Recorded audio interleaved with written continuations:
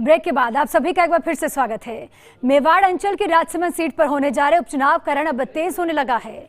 नामांकन वापसी के बाद इस सीट पर अब स्थिति पूरी तरह से साफ हो गई। मुख्य मुकाबला भाजपा की दीप्ति माहेश्वरी और कांग्रेस के तनसुख बोहरा के बीच है। ऐसे में भाजपा की उम्मीदवार दीप्ति माहेश्वरी के विधानसभा क्षेत्र में धुआंधार प्रचार किया और दीप्ति माहेश्वरी ने जनसंपर्क अभियान किया। साथ ही मुख्य मुद्दा दिवंगत विधायक किरण माहेश्वरी द्वारा क्षेत्र में करवाए गए विकास कार्य ही है। राजसमंद उपचुनाव का रण पूरे शबाब पर है। नामांकन दाखिले के बाद से ही भाजपा की प्रत्याशी दीप्ति माहेश्वरी ने जनसंपर्क को जोर शोर से शुरू कर दिया है। दीप्ति माहेश्वरी ने विधानसभा क्षेत्र के भावा, महासतियों की मादड़ी, घाटी, कुंवारिया, पियावड़ी सहित विभिन्न ग्राम पंचायतों में जनसंपर्क किया। दीप्ति माहेश्वरी की अधिकांश रैलियां और सभाएं पंचायत के धार्मिक स्थलों पर हुई।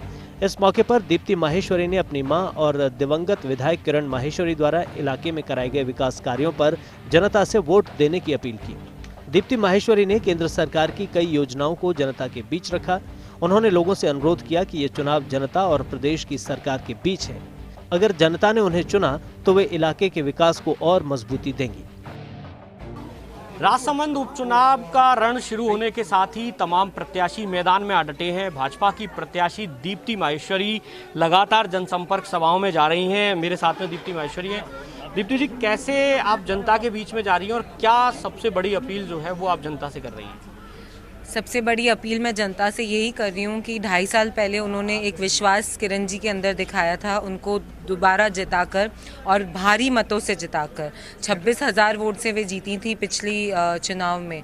तो जो भरोसा उन्होंने उन पर करा था, मेरी तरफ से सब पूरी जनता को यही वादा है, यही भरोसा है कि उसी तरीके से मैं उनके सुख दुख में हमेशा खड़ी रहूँगी। और जो विकास के कार्य अधूरे रह गए हैं और जो सपने उन्होंने राजसमंद क्षेत्र के लिए देखे थे एक विधायक के रूप में, वो सब चीज़ें पूरी होगी। आप लगातार जब जनसंपर्क सभाओं में जा रही हैं, बहुत सारे लोग आपके पास आ रहे हैं, बहुत सारी बातें रख रहे हैं। क्या बड़ी बात है जो आपसे कह रहे हैं? क्या बड़ी शिकायत है जो दर्ज करा रहे हैं? कोई बड़ी शिकायत दर्ज नहीं करा रहे हैं। मैं लगातार जनसंपर्क के लिए जा रही हूँ।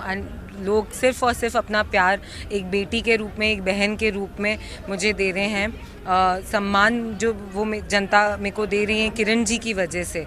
मैं कहीं भी जा रही हूँ तो लोग यही कह रहे हैं कि आप बस जीत के आओ, कार्य तो हम आपको उसके बाद बताएंगे, पर अभी आपको हमारे साथ रहना है। सबसे ज़्यादा ज़रूरी मुझसे ये वादा चाहते हैं सब जने कि जैसे किरण जी उनके एक फ़ोन को उठा लेती थी, एक छोटा भी कोई कार्य हो, भली उन्होंने रात को 1 बजे भी कहा हो, वो पूरा होता था हमेशा। उन सबकी यही मांग है कि उसी प्रकार से चलता आए और मैं भी उनको यही विश्वास दिलाती हूँ कि ऐसे ही चलता रहे। बिल्कुल दीप्ति जी, हमसे बात करने के लिए धन्यवाद। तो ये भाजपा की प्रत्याशी दीप्ति माहेश्वरी जो न केवल जनता से अपील कर रही हैं उन्हें वोट देने का, बल्कि उनकी समस्याएं सुन भी रही हैं। और साथ ही साथ सबसे बड़ा संबल जो दीप्ति माहेश्वरी को मिल रहा है वो है दिवंगत किरण माहेश्वरी के नाम का, जिनके नाम के दम पर दीप्ति माहेश्वरी लगातार जनता में लोकप्रिय हो रही हैं। यही नहीं, दिवंगत विधायक किरण माहेश्वरी की हूबहू कॉपी दिखने वाली दीप्ति माहेश्वरी के प्रति आम लोगों का लगाव भी यहां देखने को मिला। स्थानीय लोगों ने साफ किया कि दीप्ति माहेश्वरी में उन्हें किरण माहेश्वरी की छवि नजर आती है और यही वजह है कि लोग उन्हें खुले दिल से समर्थन दे रहे हैं।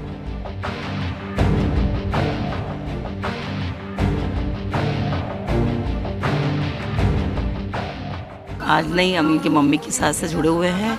सीधी सादी बच्ची है, किरण जी की बच्ची है और जो किरण जी ने जो कार्य किए उसी के हिसाब से वो उन्हीं के पचिनों पे चलने वाली बच्ची है। दीप्ति जी हमारे किरण जी के अधूरे सपने को पूरा करना है। भारतीय जनता पार्टी के जो केंद्रीय नेतृत्व से जो भी हमारे जनता के लिए जो योजनाएं लेके आए हैं, उन योजनाओं को लेके हम जनता के बीच में है और हम सभी का विश्वास है कि जनता हमारे दीप्ति दीदी को भारतीय जनता पार्टी के प्रत्याशी में विजय बनाएगी और हम सारे किरण जी के अधूरे सपनों को पूरा कर पाएंगे। बहरहाल उपचुनाव का ये रण 17 अप्रैल को मतदान के साथ ही भले ही समाप्त हो जाएगा, लेकिन प्रदेश की सबसे हॉट सीट बने राजसमंद के लिए ये चुनाव आने वाले कई दशकों तक याद जरूर किया जाता रहेगा। क्योंकि इस चुनाव में जहां दिवंगत विधायक की छवि और विकास कार्य दांव पर हैं, तो उस सत्ताधारी दल के लिए उसके सत्तासीन होने के 2.5 वर्ष अभी बाकी है। फर्स्ट इंडिया न्यूज के लिए सहयोगी आशीष के साथ रवि कुमार शर्मा की रिपोर्ट।